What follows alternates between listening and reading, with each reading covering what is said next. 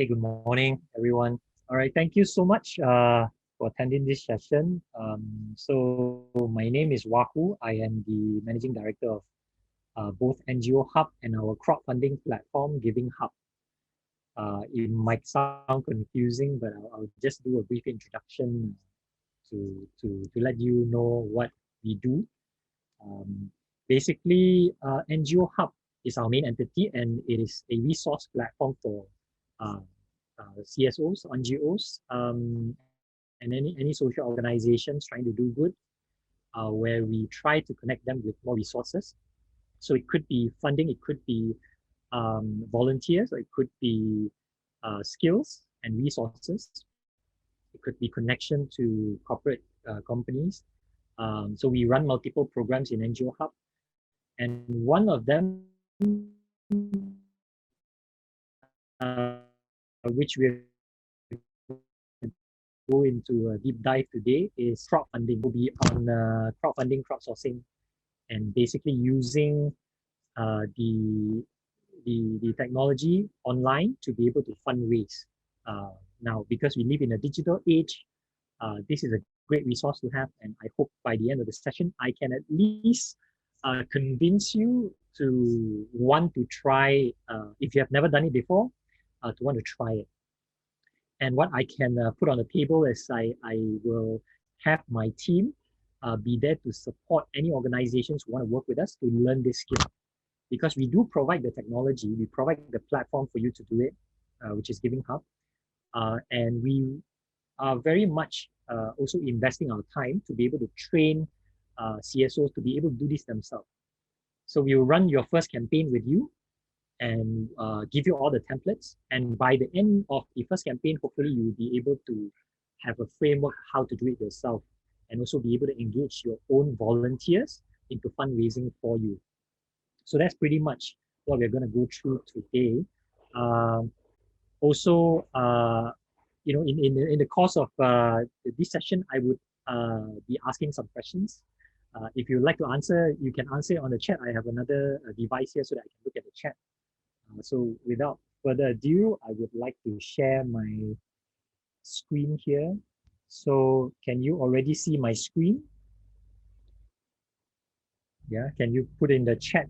Can all of you who are here put in the chat and tell me if you see my screen?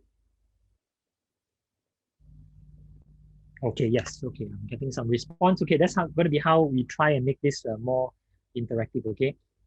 So this is basically my topic, making crowdfunding, crowdsourcing, and fundraising work in the digital age. Now, I would not try to go into the whole process of running a fundraising campaign online from step 1 to step 10. I will not try to do that today because that's a bit long. We can arrange with any organizations who are interested to go through that topic. But what I'll try to do is I'll try to tell you some of the key elements that is involved if you're trying to make a crowdfunding campaign or fundraising campaign online work. Right? I'll get into the key elements here. So let's get to it. I guess we'll just skip this housekeeping rules. I think that's already done by the organizer. Okay, so just to show you our two platforms, our two different websites that we are doing this with. We have the NGO Hub platform. It's ngohub.asia, by the way. It's not .com, it's .asia. And Giving Hub as well is givinghub.asia. So NGO Hub focuses on all the resources, connections. You can use this platform to create your own web page. But Giving Hub itself is really a dedicated crowdfunding platform. So you can use it and create any campaigns at all for free.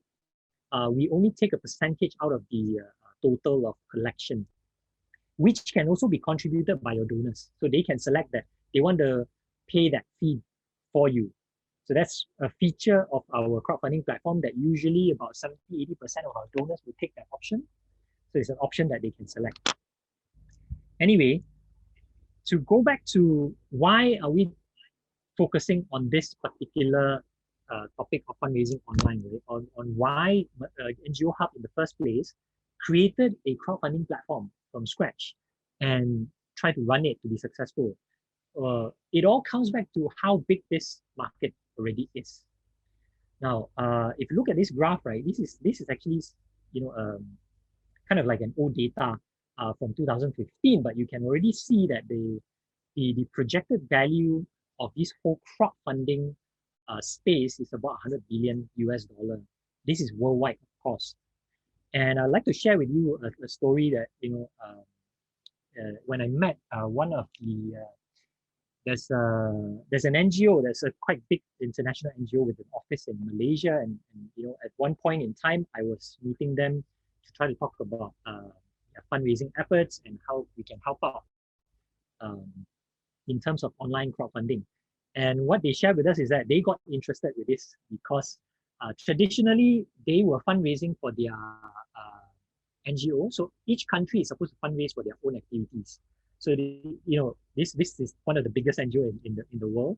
Um, it's all over the place, and Malaysia falls under the region of APAC, under the clusters of different countries. And within that, the APAC region of this NGO, there is China and there's all these also some Asian countries, right? So what was happening is that the Malaysia country organization usually tops the fundraising chart, usually in the APAC region, because they're so effective in their fundraising. And what's happening is that China is picking up. At that point, it was probably a year plus 2 years ago, it was catching up as number two, and it will projected to bypass Malaysia as the top fundraiser. Of course, because the country is big, right? But what's interesting was that the primary method of fundraising for the China NGO, this in the China branch, is crowdfunding. Right? It's because they have started to use online technology to crowdfund that their fundraising result is growing so fast. And that triggered the Malaysian branch to say, you know what, this is really something we want to go into. And this is like a very, very big brand. I usually don't mention brand names, like, giving examples, but if I mention it, you would surely know who they are. But that speaks to how important this is. It already has been for the past couple of years, and how much you can extend your reach to potential donors if you play this game online. Now, of course, this is just further statistics to show how fast this sector is growing in terms of fundraising. There are, as I understand from the Malaysian context, I've been talking to a lot of different NGOs for the past 5-6 years because of our work. Of course, there are multiple means of fundraising. And even though I'm highlighting this sector of online fundraising, I want to just make sure that everybody gets the same picture that it's always going to be a multiple channel approach to be effective. I have yet to see any NGO who only rely on one method of fundraising. So some could be, very big on government grants. Some could be very big on corporate CSR. Some could be very big on individual donors, means that they have a database, they have worked on it throughout the years. And we see a lot of traditionally very, very strong brands, CSO, who has a huge base of donors in their database. And they donate most of them monthly, right? So if you think about this, right, this is just another channel that you can develop. And it requires some skill set to be able to develop this channel of fundraising. And I would say this is a channel with a lot of potential. And potentially, if you learn the skills to do it, potentially the effort is not as intense as any other method of traditional fundraising, like even, for example, organizing charity dinners, organizing charity runs, which would be much more not just labor intensive, time intensive, but like the focus intensive, right? So we have seen all that in the sector, and we have also been trying to incorporate online fundraising or crowdfunding into some of these existing events. You organize a charity run nowadays. A lot of NGOs are starting to incorporate a crowdfunding part to it. In fact, I am currently involved with an event as a participant of a virtual run event, right? That's organized by a social enterprise trying to fundraise for Orang Asli, and there are about 500 plus people signing up to run as a participant. They pay a fee, and that goes into the fund, and they also fundraise for that virtual run and for the Orang Asli cause. So there are multiple ways we can look at how to incorporate this one new element of online crowdfunding into your existing fundraising effort. And that's very, very interesting to learn. Now, but to go back to the basic of crowdfunding, right? Of course, you immediately notice the word crowd. And okay, so I have one question here before we even go to the the definition of who the crowd should be. May I know, you can type this in the chat, may I know if there is any CSO here who has done an online crowdfunding before, like who has started some online crowdfunding campaign before? Okay, I'm going to look at the responses. Not yet so far. Has anyone, you can type no if you haven't done it before. Okay, I see one response, no. Okay, I see a couple more, haven't tried. Okay.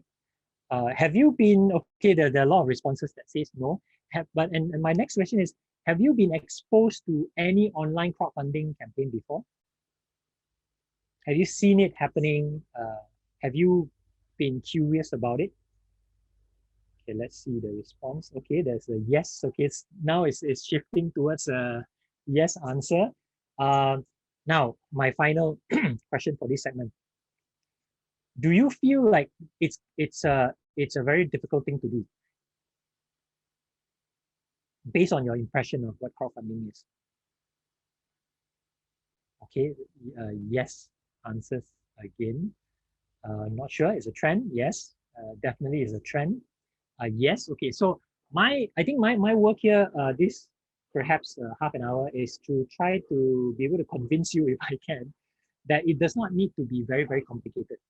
Now, it's complicated in terms of the knowledge of technology, probably, but some of the things that we want to work with your organization to do is try to teach you just the method behind the technology. You don't need to go through so much of the technology itself, because a technical problem, mostly our team can solve. And if we do it in the format that I am introducing, even the social media technology part, your volunteers can solve it, right? So all you need to do in order to make a crowdfunding campaign successful is management of volunteers. Now, that's one thing we require that you have some expertise in, or you put your effort in. If you want to know more, so let's start by describing, okay, who, when we say crowdfunding, we want to unleash the power of the crowd. Who is your crowd, right? Let's look into it. Now, when we talk about the crowd, crowdfunding, funding from the crowd, we are basically talking about the public, right? The public, but mostly we want to reach out to the public through our network. So the key concept here is crowdfunding is all about networking. It's about network. So you start with people you know and within your immediate network. And it could be your existing donors. It could be your volunteers.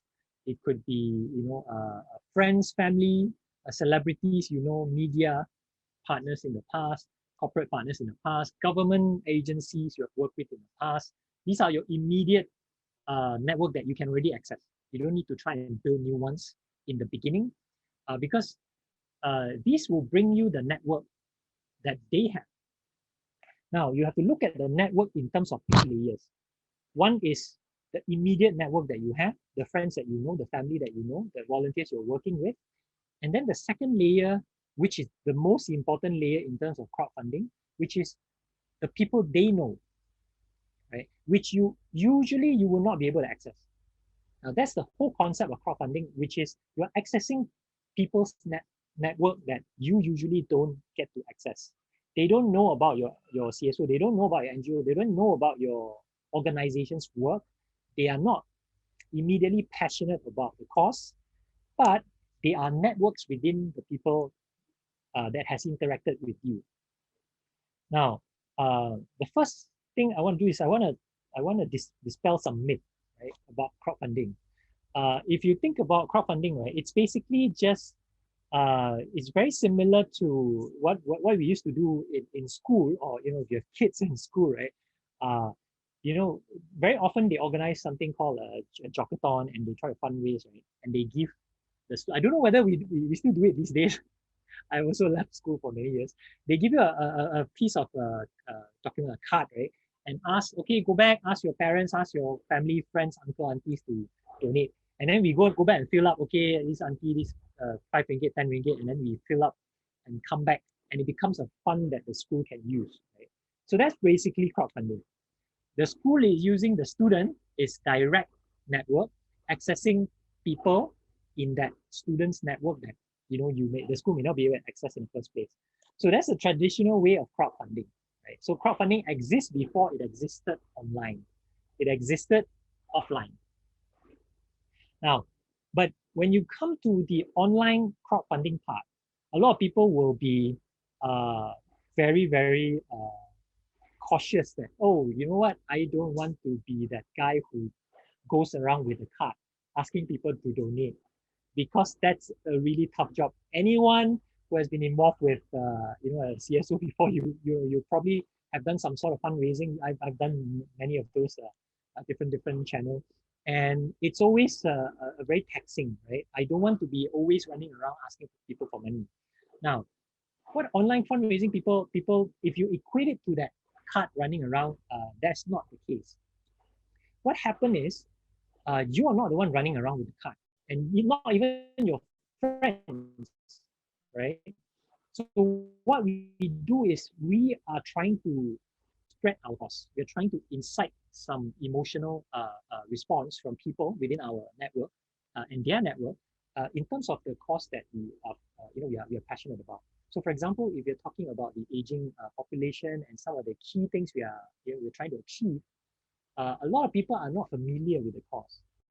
And sometimes all you need to do is for you turn all these people into advocates, and they share some of the things that you do, right? Because they are already invested. Some of your friends, families, volunteers, donors, corporate partners in the past, media partners in the past, they are already invested. That's why they work with you in the first place. That's why they have relationship with you. But some of these people in their network may not be invested at all. They don't have the understanding. They don't have the exposure. And what you're trying to do is you're just asking this network to be able to share. When you have a fundraising campaign and you tell people why you're fundraising, right? The why is the most important thing for them to share. And sometimes, online, right? There's very little forcing. There's very little of you taking the card and asking your friend, hey, please put in 10 ringgit lah. That doesn't happen. Online is about putting catchy contents, and people just come in. People who respond to it will click like and share and donate. It's more of a pull than a push. So that's the main difference between online crowdfunding and offline crowdfunding. Offline crowdfunding involves quite a lot of pushing, quite a lot of please do this, please donate, please do this, do this. Offline crowdfunding. Online crowdfunding requires a lot of pulling, requires a lot of presenting information in very attractive ways so that people respond to it. People naturally want to donate. People naturally want to click into the website and, okay, I want to see, wow, okay, wow, people are donating 50 ringgit. Okay, I want to donate 30 ringgit also.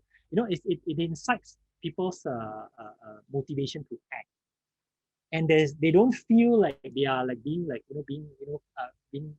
forced by a friend, forced by a contact online to respond, because that doesn't happen.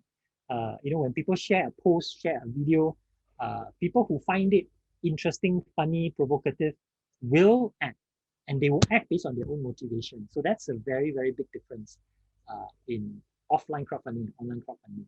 And that's what's so interesting, which is online crowdfunding, if you want it to be successful, it's all about your marketing strategy.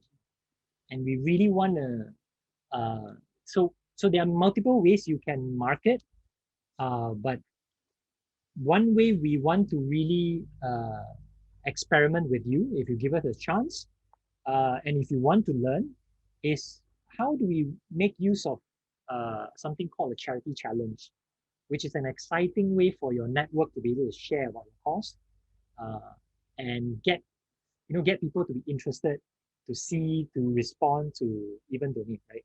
So again, this is just a visualization of the importance of the network of people that you know and their network in terms of crowdfunding.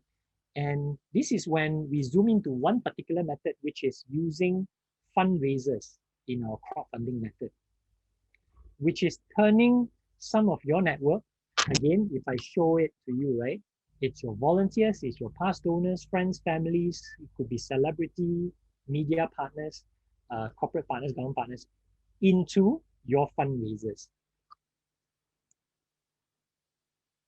And that's basically the whole concept of crowdfunding with fundraisers. So again, crowdfunding can be also multiple channels. It can be buying social media advertisements. It can be playing the game of trying to rank better of your what is called an SEO, search engine optimization. Those are all technological tools that you can use to be able to get more people to look at your fundraising page. So one thing we find that is very transferable in terms of skills is using fundraisers. So what we have been doing for the past 2 years is we have developed a syllabus on how to recruit fundraisers and use fundraisers to be able to fundraise for your campaign. Now, and by this point, I really want to just zoom in on one method. Okay, just one method of engaging with fundraisers, which we call a charity challenge. Right. So if you think about it, what is fundraising? Actually, fundraising is basically being able to convince people with money, right, with resources, to be passionate about your cause, and they want to like, okay, I want to support it, right? I want to like put a bit of money into supporting your cause. And the whole concept of online crowdfunding, it's about getting multiple people to donate small amounts, right? So we are talking about, okay, if I have 10 volunteers, each of them trying to fundraise 1,000, then it would be 10,000 for me. Right? But that 1,000 is not like that the one fundraiser get one person to donate 1,000, right? It's not. It's what that one person getting 10 people or 20 people to donate 100 ringgit. So it's a small amount. But when you access networks like that, each small amount will accumulate into a big amount, right? So 10 fundraisers, each of them getting 10 people to donate, you have 100 donors, each giving you 50 to 100 ringgit. So you potentially can reach your 10,000 target. And we have seen that happen many, many times if you do it correctly, right? One example of how they are going to convince people to donate, right, is, if you think about it, it's about getting attention. It's about like, okay, if I go around telling people, you know what, I work for an NGO, and or I volunteer for an NGO, and they are an NGO on tackling issues on aging in Malaysia. If I spend half an hour explaining it to someone of my contacts, it might not be the best way to get people excited. I don't know whether you agree. I mean, the public is not like people who are already very socially, motivated to help, to contribute. But we're talking about the public here, which is that people who are just going about their daily work and their life. They don't particularly want to help out in an NGO focusing on aging, right? But then how do these volunteers or these fundraisers get attention then? What they do is, I'll give you a very, very often remembered example. Have you heard of the ice bucket challenge? Oh, okay. Very soft, can't hear. Okay, let me just try again. Is it better? Yeah. Is it better now? Is my sound better? Okay, cool. Okay, I think just the mic position. Now, uh, have you heard? So I see a lot. Yes, assuming that is an answer for. Have you heard of the ice bucket challenge? Right now, the ice bucket challenge is just such a thing we are trying to do. Of course, the ice bucket challenge is like the top tier of fundraising campaign you can do online. It's like the best example, the most successful example in history, perhaps. What we're trying to do is we're trying to do, okay, can we at least get like 5-10% of what the ice bucket challenge has achieved, which is that if you think about it, the ice bucket challenge is a phenomenon worldwide. It has generated hundreds of millions of US dollar in donation to that cause, and it's being shared by everybody, almost everybody. You know, now, we might not be able to like immediately think of an idea and run it like the ice bucket challenge that's successful, but even a portion of success from that, it's already enough for our target. We are not aiming for a few hundred million US dollar. If you're aiming for 10,000, 30,000, 50,000, it's very, very much achievable just with a small crowd. And and that's what we are trying to achieve here. If you think about the ice bucket challenge, it's basically something very catchy. It's something very spreadable, or the term we use nowadays, viral, right? People want to share it. People want to participate. People want to just tell other people, I've done it. So you should do it too. Now, for example, one thing we have done to get people to talk about the charity and fundraising is this one, which we did with Sunway Lagoon. So we had a partnership with Sunway Lagoon. We are trying to raise funds for an NGO, and they sponsored 10 bungee jumps. And we recruited 10 volunteers and say, okay, go and fundraise for this NGO, and you will get a bungee jump. And then if you reach your target, you can tell people, I will be bungee jumping if I reach my target of 1,000 ringgit or 500 ringgit or 3,000. And we have collected a couple of thousand ringgit just from activity like that. Like there's not much of investment into organizing because sponsored by Sunway Lagoon, we recruited volunteers online, and they came on board, and we can get a couple of thousand for a charity just like that. I'll show you other videos. So this is okay. So we have all this information, right, about how do you use social media to promote your campaign.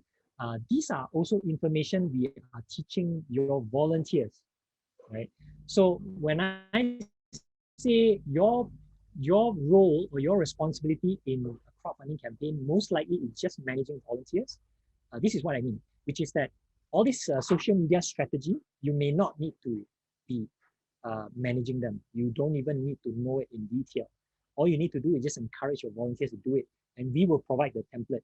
We give you a template, okay, on how often should they post, what should they post, what kind of writings, what kind of content is very, very shareable. So we will try and run trainings with your volunteers to be able to do this. Yeah, so it's a strategy, purpose, the different kind of posts. We have all this information from the past experience that we can teach your volunteers. So basically, if you want to really start learning this, it's about getting volunteers to try to be your fundraisers, and then and we will teach this training to both you, your organization, and also the volunteers, so that you can eventually also use this information in the future. You can train your own volunteers in the future, right? So now what they need to know is they need to know how to share, what to share, and how often to share all this information. And I'm also trying to compile all this information, and for all those participants here today, I'll send our templates to you guys. You can have a look at it. If you have any questions, you come back and ask us. You can immediately do it on your own already. I'm not asking for, and anyway, we don't charge any of this, for our service anyway. Our purpose is to serve CSOs and NGOs. So we will share all this. You'll be able to learn all this with the right templates and step by step what should you do. So okay, I'll skip all the social media strategy posting and all that because that takes too much time. But I'll focus on one of these, which is that they, like the ice bucket challenge, we can also set our own challenge, a unique challenge, so that it's unique to our campaign. For example, challenges are what are activities that is usually very visible. Means that you can make videos out of it. It's very fun. It can be mindless. It can be funny. It can be challenging. It will reach a lot of people. Genuineness is just that, because your volunteer are doing it themselves, so it feels very genuine. So there's a genuine connection with the audience. And it could be running for charity, which is very popular nowadays. And we can also do it online, and we can attach a crowdfunding campaign to it. It could be bungee jumping, something challenging. We've done it before. Or it could be something as simple as eating ramen. There's this very famous brand of spicy ramen. I don't know whether any of you have tried. Have you tried? That's going around, very viral. People are recording themselves eating spicy ramen. And I'll just give you an example. So we did this campaign with an organization. We raised in the end, about 70,000, 80,000, but also partly about 20,000 came from corporate, and then the rest is from all this sharing of crowdfunding campaign through volunteers, right? And I will, this is the Tina video. Okay, I'll play the video. So basically what your volunteers need to do is just, make a video of yourself explaining why you're fundraising and what challenge are you doing. This is one example. Okay, so I'll just show you one example here.